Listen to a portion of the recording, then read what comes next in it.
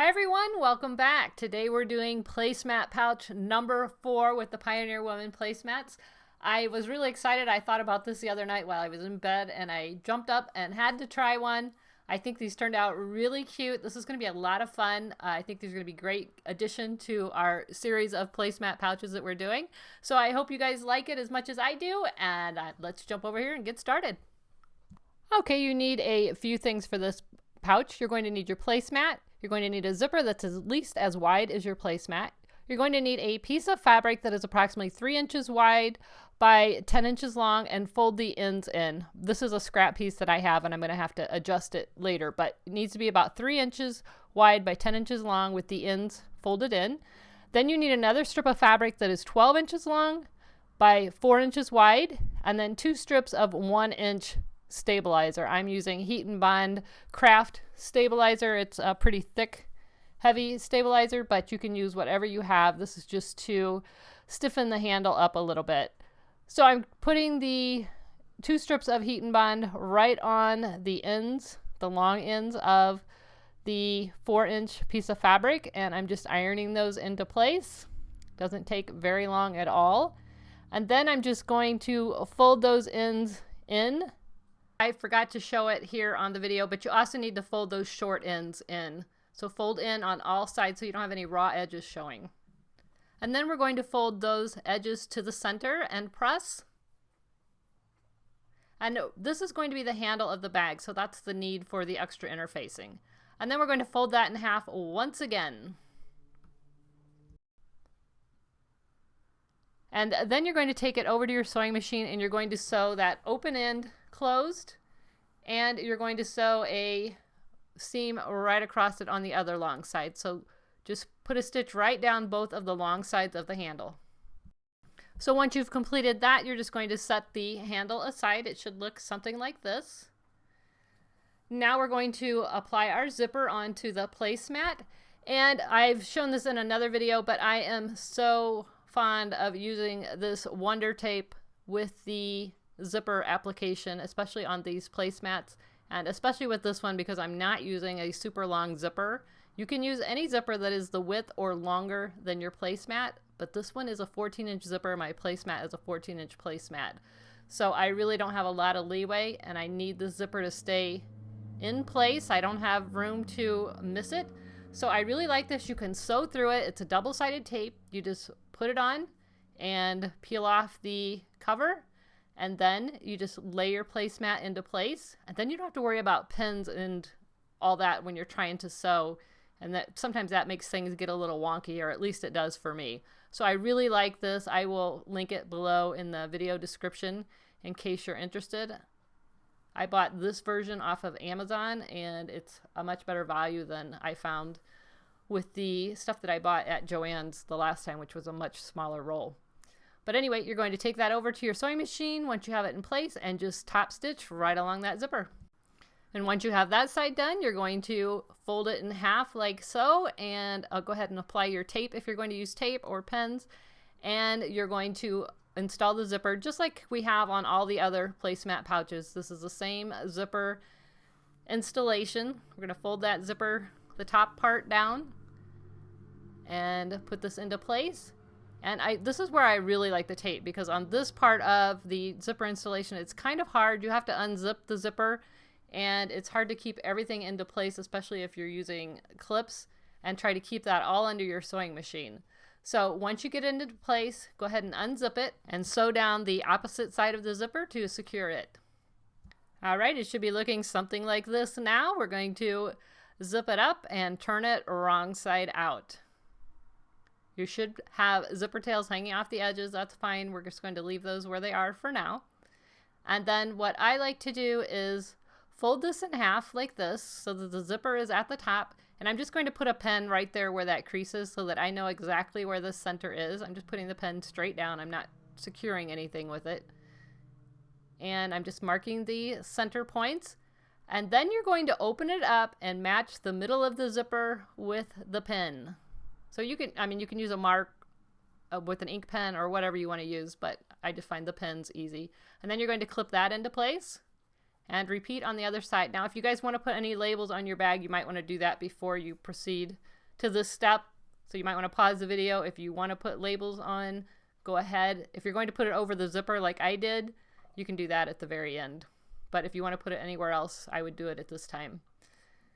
So I'm going to take it over to the sewing machine, and I'm going to sew right along that seam that's already there from the Pioneer Woman placemat, right along her binding. Just sew right along both of those sides. And with the magic of video, here is mine all sewn into place. You can go ahead and cut off any zipper tails that you have remaining.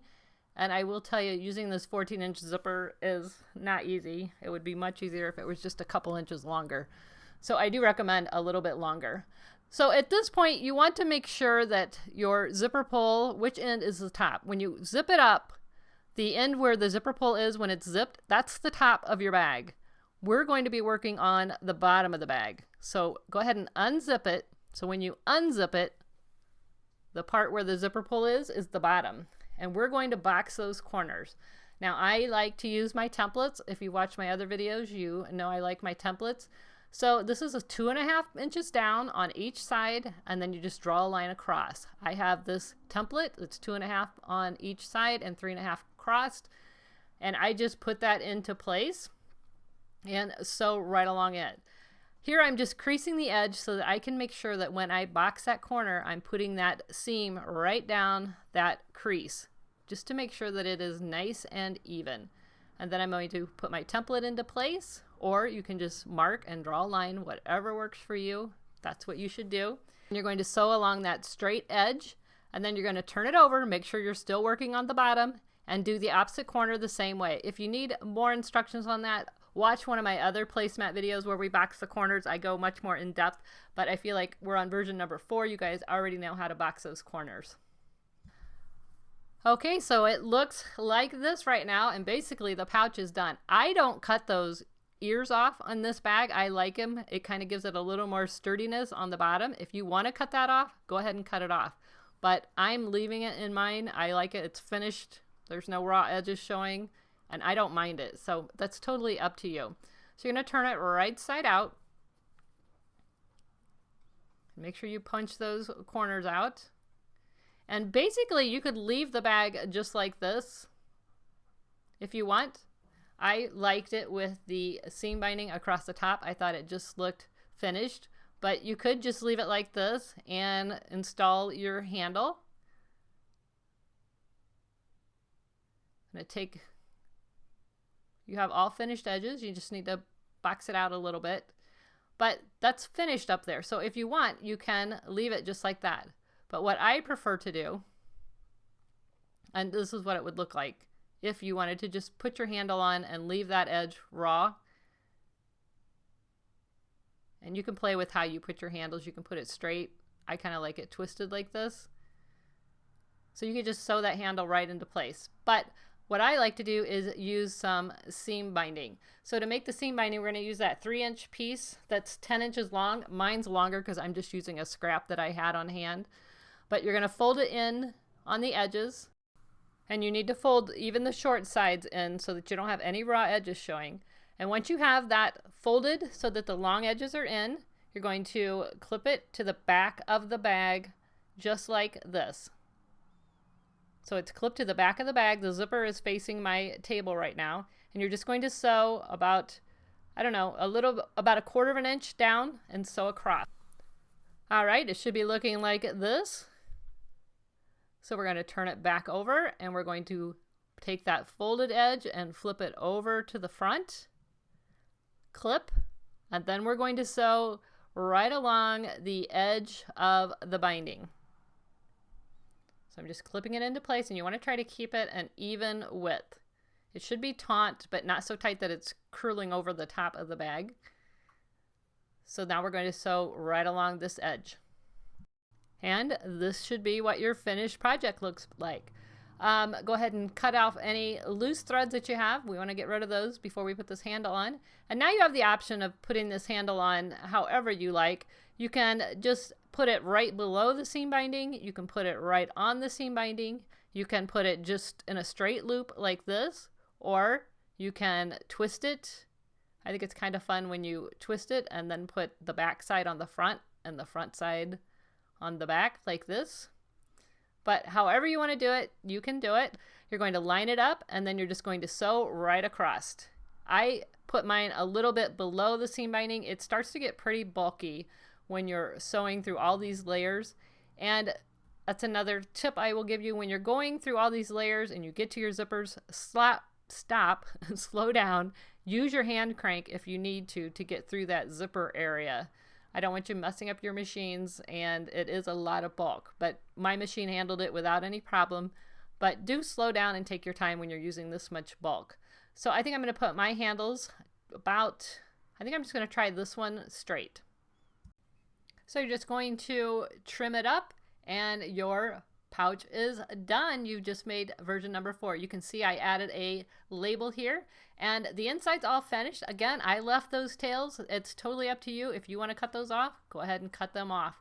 But I think this is really cute. I think this is going to be really fun grab and go bag for all kinds of things. I was thinking of my daughter when she just needs a diaper to run out the door, to run to the grocery or something. She can throw a diaper and some wipes in there and it's ready to go. It'd be a cute little purse with a wallet, all kinds of things. So I think this is a lot of fun. I hope you guys enjoyed it. If you did, please like, subscribe, share the video, tell your friends, send them over here. I am getting so excited about these placemat pouches and I thank you guys so much for watching. I'll see you guys next time. Bye-bye.